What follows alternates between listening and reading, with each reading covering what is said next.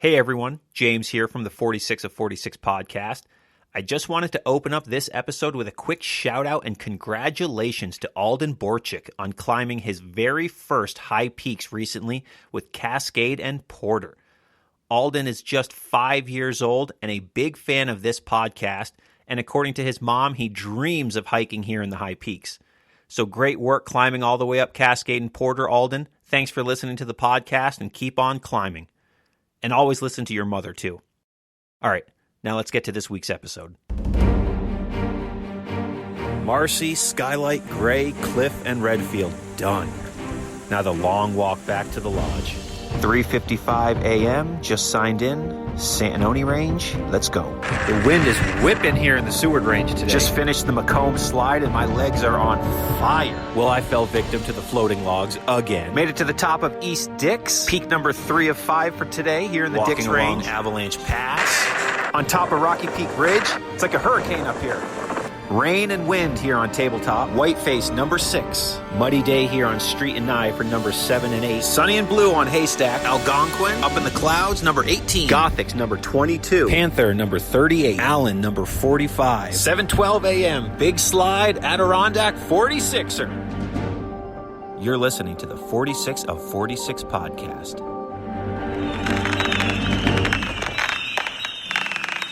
July 4th, 2020. Independence Day. Now that the Northville-Placid Trail was complete, it was time to get back on top of some mountains. So what better way to do that than to tackle the Goliath of all Adirondack hikes here on the birthday of the United States of America. A day which Backpacker.com rates as the third hardest day hike in America, behind only New Hampshire's Pemmy Loop and Oregon's Timberline Trail up Mount Hood. 10 mountains, 8 high peaks, 1 day. Marcy, Haystack, Basin, Saddleback, Gothics, Armstrong, Upper Wolfjaw, Lower Wolfjaw, Hedgehog, and Rooster Comb make up this infamous hike known as the Great Range Traverse. The Great Range Traverse is the hike of all hikes in the Adirondack Park, totaling over 21 miles with more than 8,000 feet of gain and over 17,000 feet of elevation change as you traverse 10 peaks from Lake Placid to Keene Valley.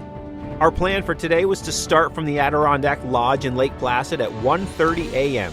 so Josh and I could catch the sunrise on top of the tallest mountain in New York, Mount Marcy, to kick off our day before heading back over to the Upper Great Range where we tackle Haystack, Basin, and Saddleback, then up the cable route to Gothics as we continue to the Lower Great Range where we continue the traverse from Gothics to Armstrong, Upper Wolfjaw, Lower Wolfjaw, and finally over Hedgehog and Rooster Comb to Keene Valley to end our day. The sun was shining, and it was time to tackle this quintessential Adirondack hike once and for all. Since this is a traverse after all, it involved having 2 cars, so the afternoon before, Josh and I drove down to the Rooster Comb parking lot and dropped off his truck around 4 p.m., so it would be waiting for us the next day as we finish. And I made sure to put a pair of Crocs in his truck so I could take off my boots immediately upon finishing. That, my friends, is a textbook pro move. As Josh got into my van and we drove away from the Rooster Comb parking lot, I remember looking at his truck and saying, man, I can't wait to see that truck tomorrow.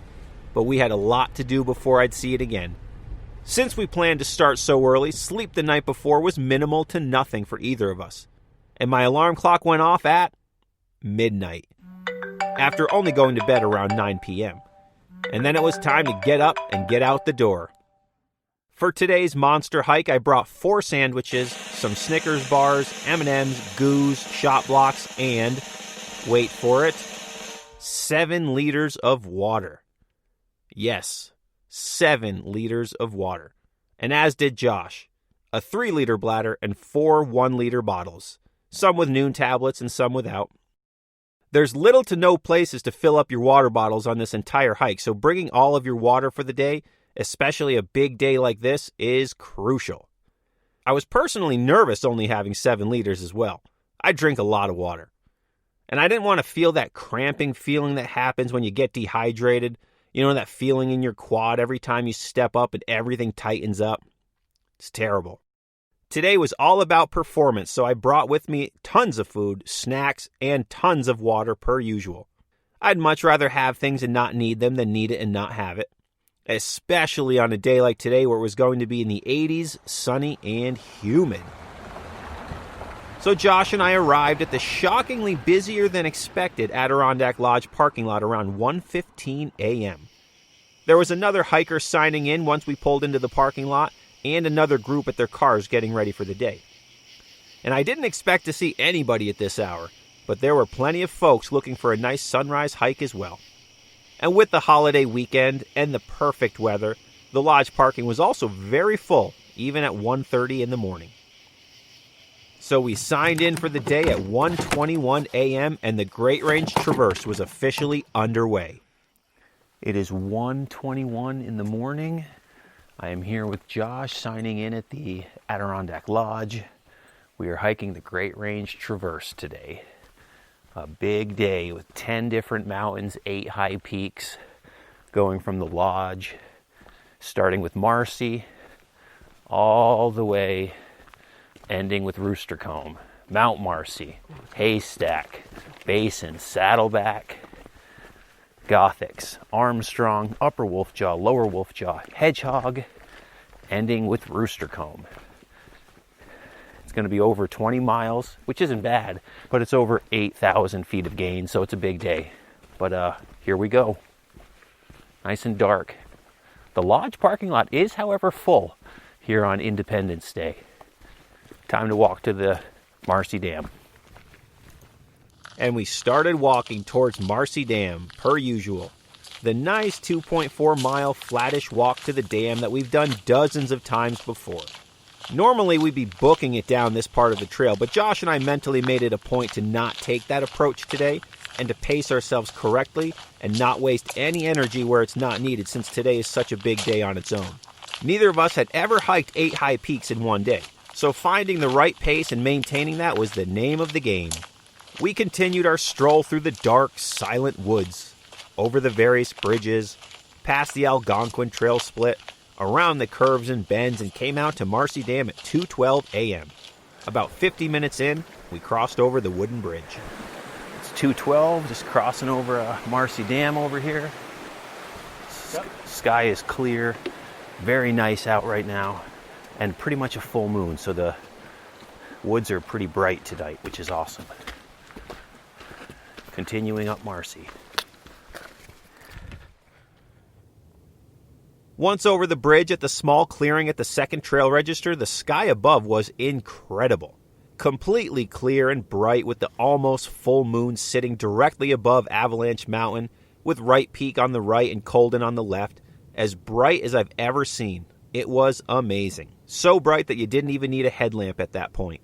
But we kept nice and quiet as we walked through the Marcy Dam area, not to wake the sleeping campers at all the campsites over there, and we continued up the Van Hovenberg Trail towards Marcy. Since this was my 5th time walking up this exact trail in the last year, I've come to know it pretty well. A few trips up Marcy, Skylight and Gray here, a couple trips up Phelps and Tabletop there. Definitely makes the trail become business as usual. But in no time at all, after leaving the dam and continuing to climb the long, steady 7 miles up towards Marcy, we quickly passed the Phelps Trail split about a mile after Marcy Dam, marked with a trail sign on the left and a boulder with a tree engulfing it like an octopus on the right. So as we headed towards Marcy, we kept walking straight and then shortly after crossed the Phelps Brook Bridge as we made our way towards the next checkpoint, the Tabletop Trail Junction. From the dam to Phelps is a gentle, consistent climb, and then from Phelps to Tabletop is similar, but it's a little harder on the legs and the lungs as you gain 800 feet over the mile between the two trails. On our way towards Tabletop, we could see some lights up in the woods ahead of us. Turns out it was a group of 4 or 5 hikers that had already started. A few minutes later, we met up with them on the trail, and they were also planning to sunrise Marcy, so it seems we'd have some company up there this morning. We are almost at the trail junction for Tabletop, and we've already passed another group of 5 here on the trail. They're going up to Marcy for sunrise as well. So the Marcy Trail, even at 1:30 in the morning, busy. So far everything's cool, feeling fine, nice and early, just cruising on up. In my brain I'm telling myself we're just hiking Mount Marcy right now. as opposed to telling myself we're doing the Great Range Traverse. Just taking it one peak at a time. So far, so good. It's super humid though, so that's unfortunate. Already insanely sweaty. Oh, geez, that's deep. Nice and muddy. And about 0.1 miles past the tabletop split, the trail comes to the Indian Falls Junction, which is only a few feet from the trail, so if you're here, definitely go check that out. It's a great view. But since it was so early, we just kept moving. And once at Indian Falls, however, the trail levels off and the hard climbing that you've been doing over the last couple miles eases up a bit. So if you're hiking Marcy for the first time, once you get to Indian Falls, you can kind of relax for a little bit. Up Marcy we went in the pitch black, quiet Adirondack night, passing the various plateaus, keeping our slightly slower than usual but still very comfortable pace as to keep from burning out today.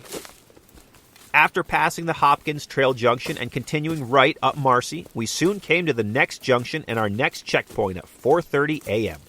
The Phelps Trail that goes over to Haystack right before beginning the trek out of the tree line to the top.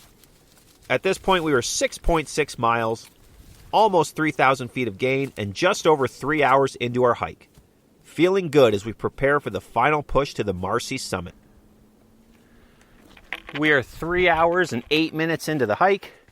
We have just reached the trail junction to go over to Haystack here, but we're going to continue straight right now to the top of Marcy, which is 0.7 miles away. We're about to leave the tree line. I remember being back in this exact spot in the wintertime. This is where we suited up with our layers. So we're about to leave the tree line, and the sun is starting to show itself. That nice red glow over the mountains to the east, looking really solid. So currently walking between all these spruce trees, the elbow scratchers, if you will. Yeah, we're about to leave the tree line and approach the final stretch up to the summit of Mount Marcy. And we will be there just in time for the sunrise. So things are shaping up well thus far. Oh, look at that. That is something else. Nice red glow behind all these mountains right now. Awesome. From the Phelps Trail Junction, we were only 0.6 miles or so to the Marcy summit, but we still had another 500 feet of elevation gain. However, this stretch has you, for the most part, exposed above the trees, walking on the rock slabs, following yellow trailblazers and cairns throughout all the way to the summit. And then after walking over the wooden boardwalk, you'll begin climbing above the trees, and from here the views were just perfect. First light had already shown itself a while ago, but the sunrise wasn't expected until 5:18 a.m. So we had plenty of time, and we got to enjoy that fire red light over the horizon behind the clear mountains as the daytime drew closer. So we're up above the tree line, walking along the rocks. Marcy's looking really nice right up to our left. We're almost there. Sun is rising, still behind the horizon. Nice reds. Lake Placid is lit up down below, which looks really cool from up here. You can really tell how it's a nice little town just stuck right in between the mountains. Really good stuff. But fighting the wind, a little chilly, but it feels really nice actually. Heading up towards Marcy. And the wind was really whipping up here, so we both threw some windbreakers on, and it was a lot more comfortable once we made that decision. Definitely the right call to stop and throw them on. And I said it during my Winter Marcy episode, it is well worth the effort and the early wake-up to experience a sunrise on top of Mount Marcy at least once in your life. I highly recommend it. And now I'm lucky enough to have experienced it twice, in 2 drastically different seasons. And we continued towards the summit, constantly turning around to take in those sunrise views of the Adirondack Mountains all around us. And then we made it to the summit, and we saw that Mount Marcy plaque in the stone. We were there, with the summit all to ourselves, waiting for the sunrise at the tallest point in New York State, Mount Marcy, 5,344 feet up in the pre-dawn Adirondack sky, high peak number 1 of 8 on the day. It is 4:55 a.m. 4:55, and we are here at the summit of Mount Marcy.